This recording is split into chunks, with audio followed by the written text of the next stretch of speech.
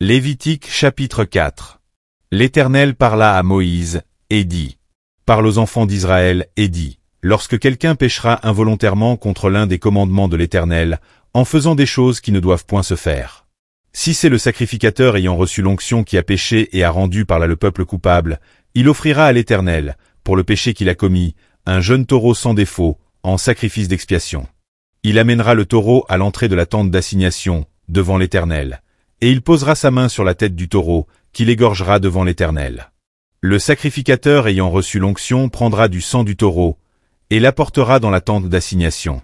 Il trempera son doigt dans le sang, et il en fera 7 fois l'aspersion devant l'Éternel, en face du voile du sanctuaire. Le sacrificateur mettra du sang sur les cornes de l'autel des parfums odoriférants, qui est devant l'Éternel dans la tente d'assignation, et il répandra tout le sang du taureau au pied de l'autel des holocaustes, qui est à l'entrée de la tente d'assignation.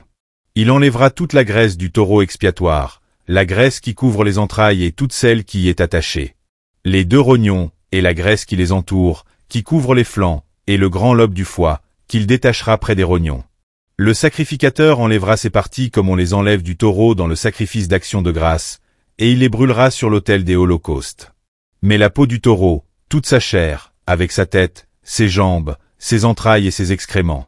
Le taureau entier, il l'emportera hors du camp, dans un lieu pur, où l'on jette les cendres, et il le brûlera au feu sur du bois, c'est sur le tas de cendres qu'il sera brûlé. Si c'est toute l'assemblée d'Israël qui a péché involontairement et sans s'en apercevoir, en faisant contre l'un des commandements de l'Éternel des choses qui ne doivent point se faire et en se rendant ainsi coupable, et que le péché qu'on a commis vienne à être découvert, l'assemblée offrira un jeune taureau en sacrifice d'expiation, et on l'amènera devant la tente d'assignation. Les anciens d'Israël poseront leurs mains sur la tête du taureau devant l'Éternel, et on égorgera le taureau devant l'Éternel. Le sacrificateur ayant reçu l'onction apportera du sang du taureau dans la tente d'assignation. Il trempera son doigt dans le sang, et il en fera 7 fois l'aspersion devant l'Éternel, en face du voile.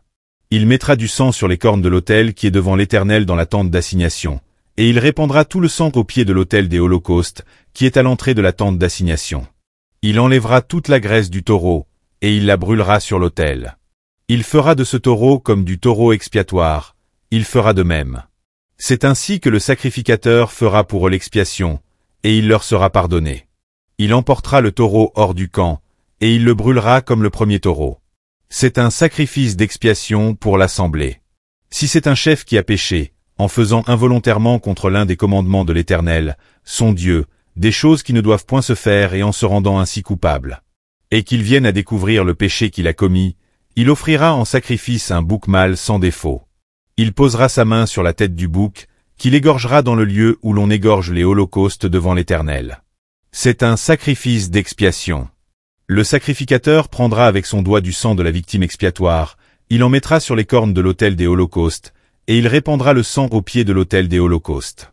Il brûlera toute la graisse sur l'autel, comme la graisse du sacrifice d'action de grâce. C'est ainsi que le sacrificateur fera pour ce chef l'expiation de son péché, et il lui sera pardonné.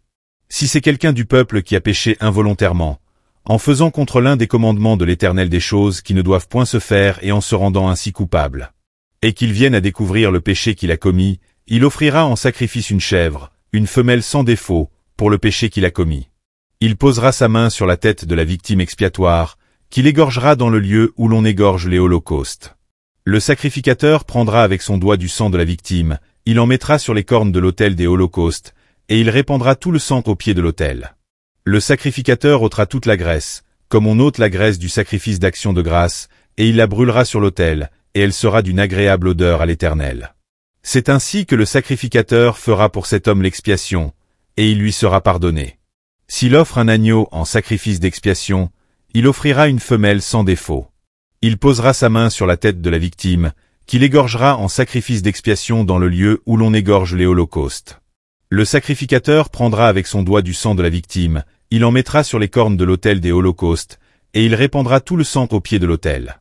Le sacrificateur ôtera toute la graisse, comme on ôte la graisse de l'agneau dans le sacrifice d'action de grâce, et il la brûlera sur l'autel, comme un sacrifice consumé par le feu devant l'Éternel. C'est ainsi que le sacrificateur fera pour cet homme l'expiation du péché qu'il a commis, et il lui sera pardonné.